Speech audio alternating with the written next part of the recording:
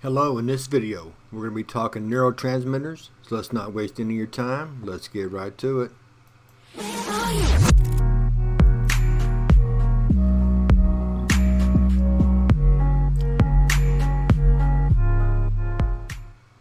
Now when we're talking neurotransmitters, we want to right off the bat set the stage of what we're talking about.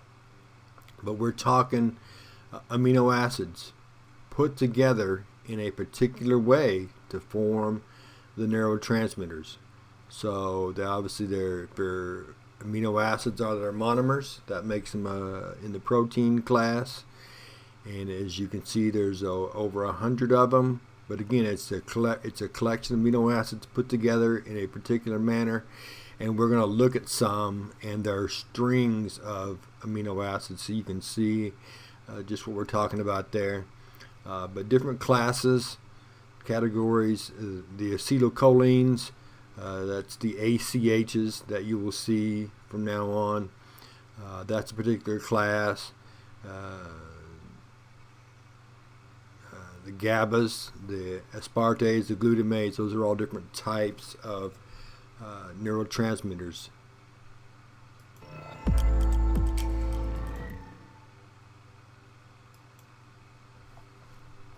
Now, one of the groups, the monoamines, these are formed with the NH2 functional group. When we,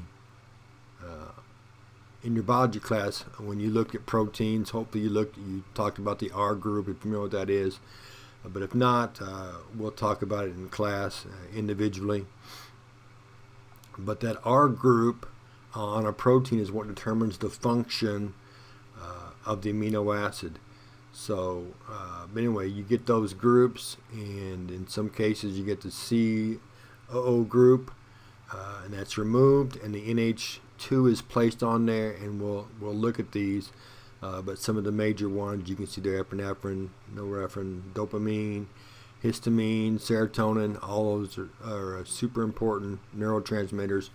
But again, the idea with neurotransmitters, as we looked at in synapse, is these are released at the end of the axon, and that's what signals the next neuron what the message is. And so let's look at some examples of neurotransmitters. Alright, and again, it's a fairly small diagram, but again, this will be in the PowerPoint and certainly in the book as well. But starting to the far left, the acetylcholines, the ACHs, you can see their chemical structure, and you can see that on the far right, they've got the COO and an H wrapped around that end carbon there, and that's the group that's removed to make the monoamines, which are in the middle there. And you can see that histamine, serotonin, dopamine, norepinephrine, they all have that NH2 at the very end where that C OOH was. But in epinephrine, it's broken up a little bit. You can see it, the end is a CH2, and the end is, or the N is one set over as far as that. But what I was referring to earlier, the diagram to the far right, the portion of the diagram to the far right, the one right beside me, shows you the strings of amino acids. Each one of those little circles has a abbreviated name of the amino acid. So neurotransmitters are simply amino acids put together in a specific way to make that particular neurotransmitter.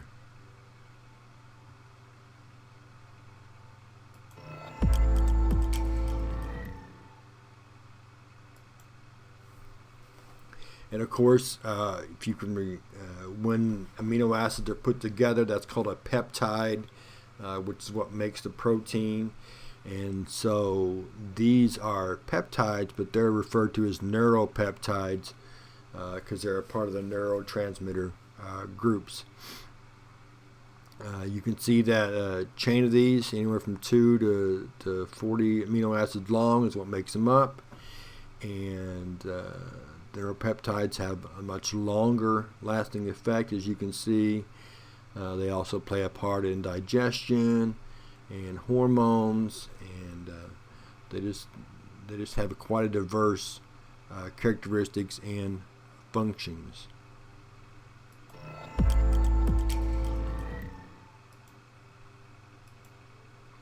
Alright, so speaking of functions, when a synapse is occurring, okay, neurotransmitters obviously play a big role in that because they're what's released, but they are made or built in the presynaptic neuron, and then they're released by that same neuron, and then on the postsynaptic neuron there are particular receptors, and anytime you're going to enter a cell, through its membrane, one of the things that is stressed when you're in your biology classes talking about those situations with the membranes is that they are specific protein receptors for specific ones, and neurotransmitters are no different. They have certain ones that they go to and they bind to those, and of course once that happens, then they're going to alter that cell as far as its action and the shape, and as it passes that signal on down the road.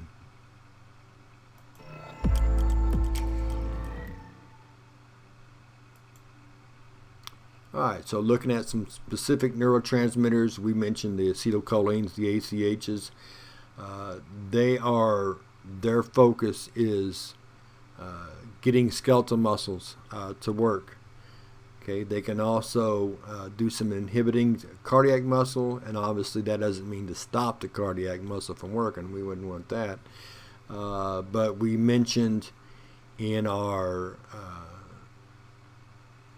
sympathetic, parasympathetic divisions of the PNS to slow it down. The ACHs can be part of that slows down the heartbeat. Glycine, inhibitory neuron of the brain. Again, we're not wanting it to stop. Obviously, that's not the case. But maybe slow down,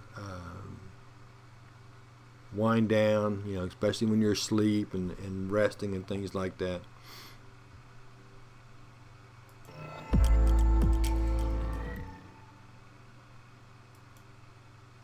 Alright, some other neurotransmitters, norepinephrine, epinephrine, kind of do similar things. They can speed up the heart muscles. They can either excite or inhibit, other smooth muscles, which are organs and glands and things. Those kinds of stuff. So they can be used to speed them up, slow them down.